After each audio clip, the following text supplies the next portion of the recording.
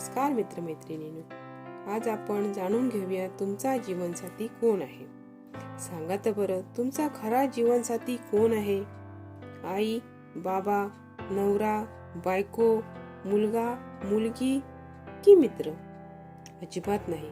तुमचा खरा जीवनसाथी तुमचे शरीरच आहे. एकदा का तुमच्या शरीराचे प्रतिसाद देणे थांबले की तुमच्या सोबत कोणीही नसते.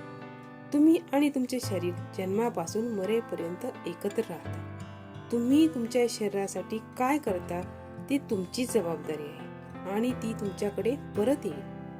तुम्ही तुमच्या शरीराची जितकी काळजी घ्याल तितकेच तुमचे शरीर ही तुमची काळजी घेईल. तुम्ही काय खाता, तंदुरुस्त राहण्यासाठी तुम्ही काय करता, तुम्ही तणावाचा सामना कसा करता, तुम्ही त्याला किती विश्रांती देता, त्यावर तुमचे शरीर कसे प्रतिसाद देईल ते ठरवेल. लक्षात ठेवा, तुमचे शरीर हा तुमचा एकमेव कायमचा पत्ता आहे जिथे तुम्ही राहता. तुमचे शरीर ही तुमची मालमत्ता, दायित्व आहे जी इतर कोणीही मदत करू शकत नाही. जन्माला येऊन एवढंच करा. फुफ्फुसांसाठी प्राणायाम, मनासाठी ध्यान, शरीरासाठी योगा, हृदयासाठी चालणे, आतड्यांसाठी चांगले अन्न, आत्म्यासाठी चांगले विचार आणि जगासाठी चांगले कर्म करा. धन्यवाद.